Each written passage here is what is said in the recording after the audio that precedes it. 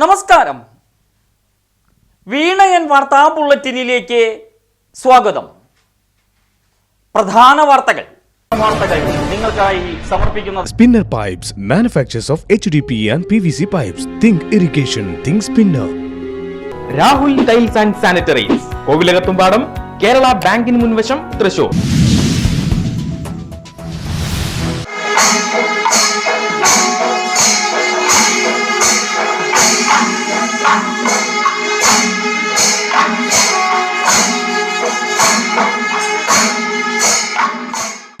ആഹ്ലാദ ആരവ നിറവിലേക്ക് വലതുകാൽ വെച്ച് ഉത്സവ കേരളം. മധ്യ കേരളത്തിലെ ക്ഷേത്രോത്സവങ്ങൾക്ക് തുടക്കം കുറിച്ച് തിരുവില്ലാമലയിൽ നിറമാലയുടെ ചന്തം ചാർത്തൽ. തിരുനാവായയിൽ നിന്നെത്തിച്ച താമര പൂക്കളാൽ ഐശ്വര്യ സമ്പൂർണമായി ശ്രീകോവിലും ചുറ്റമ്പലവും. കുരുത്തോലകളും കുലവാഴകളും പുഷ്പഹാരങ്ങളും മഹനീയമാക്കിയ ക്ഷേത്ര സമുച്ചയത്തിൽ ഉത്സവകാലത്തെ നെഞ്ചേറ്റി ജനസാഗരം. ഏക്കമില്ലാതെ വഴിപാടിന്റെ മഹിമ തീർത്ത് വാദ്യകലാകാരന്മാരും കൊമ്പന്മാരും 100 അടി ഉയരമുള്ള കുന്നിൻ മുകളിലെ ക്ഷേത്രത്തിൽ മതിവരാ കാഴ്ചകളുടെ വർണ്ണവസന്തം. വന്യജീവി വിഹാരങ്ങൾക്കെതിരെ പ്രതിഷേധ സാഗരം തീർത്ത് അഖിലേന്ത്യാ കിസാൻ സഭ. വനം വന്യജീവി നിയമത്തിൽ സമൂല മാറ്റത്തിന് കേന്ദ്ര സർക്കാർ തയ്യാറാകണമെന്ന് ആവശ്യം. കാട്ടുപന്നികളെ ക്ഷുദ്രജീവികളായി പ്രഖ്യാപിക്കണമെന്ന് AIKS. പറവട്ടാനി CCF ഓഫീസ് ഉപരോധം 25-ന്. ജില്ലാ വാഹനജാഥയ്ക്ക് വടക്കാഞ്ചേരി ഉൾപ്പെടെ വിവിധ കേന്ദ്രങ്ങളിൽ സ്വീകരണം. AS കുട്ടി ജാഥ ക്യാപ്റ്റൻ. സമാപനം വെള്ളിയാഴ്ച വൈകിട്ട് ഊരകത്ത്. വസ്ത്രം ഊരി ബഹിഷ്കരിക്കുക എന്നുള്ള സാധനം ജനാധിപത്യ രീതിയിൽ ഇന്ത്യയുടെ പ്രതിഷേധത്തിൻ്റെ മുൾമുനയാണ് വസ്ത്രം ഊരി പ്രതിഷേധിക്കൽ. ഇനി ഇവർക്ക് അടിവസ്ത്രം ഊരി പ്രതിഷേധിക്കുക ഇവരുടെ അടുത്ത് വേണ്ടത്. അതിനുള്ള മാന്യതയ്ക്ക് ഇവർക്കുള്ളൂ. പക്ഷേ ഞാനത് പഠിച്ചിട്ടില്ലാത്ത കാരണം. കരുവന്നൂർ സഹകരണ ബാങ്കിന് മുന്നിൽ വീണ്ടും വേറിട്ട ഒറ്റയാൾ സമരവുമായി മാപ്രാണം സ്വദേശി വടക്കേത്തല ജോഷി. വാഗ്ദാനം ചെയ്ത 60 ലക്ഷം രൂപ നൽകാത്തതിൽ പ്രതിഷേധിച്ച് മേൽവസ്ത്രമുരിഞ്ഞ് സമരം. താൻ നടത്തുന്നത് ഗാന്ധിജിയുടെ സമരമാർഗമെന്ന് ജോഷി. അടിവസ്ത്രം ഊരിയാണ് പ്രതിഷേധിക്കേണ്ടതെന്ന് വെളിപ്പെടുത്തൽ. ബാങ്കിന്റെ ഇപ്പോഴത്തെ സാഹചര്യത്തിൽ വൻ തുക നൽകാനാകില്ലെന്ന് അധികൃതർ. ലോക്സഭാ തിരഞ്ഞെടുപ്പിൽ ആലത്തൂരിൽ രമ്യ ഹരിദാസിന്റെ പരാജയം. KPCC നിയോഗിച്ച അന്വേഷണ കമ്മീഷൻ തെളിവെടുപ്പ് പൂർത്തിയാക്കി. രമ്യയ്ക്കും പാർട്ടിക്കും തെറ്റുപറ്റിയെന്ന് വിലയിരുത്തൽ. വീഴ്ചകൾ കണ്ടെത്തിയെങ്കിലും നടപടികൾ തൽക്കാലമില്ല.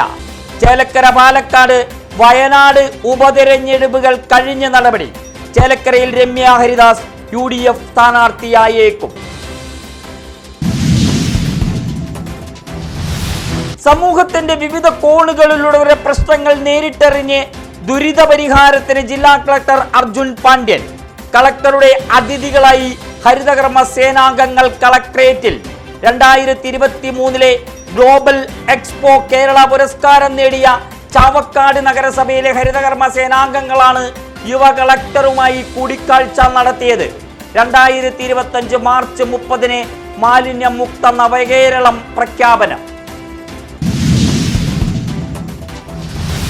തൃശൂരിൽ നിന്നും താൻ ജീവനും കൊണ്ട് ഓടി രക്ഷപ്പെട്ടുവെന്ന് കോൺഗ്രസ് നേതാവ് K മുരളീധരൻ.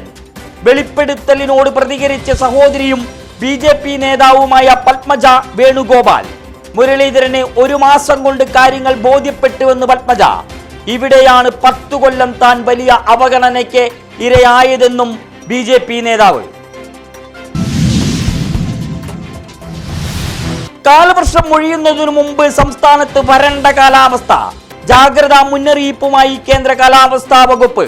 കടുത്ത വരൾച്ചയ്ക്ക് സാധ്യതയെന്ന് റിപ്പോർട്ട്.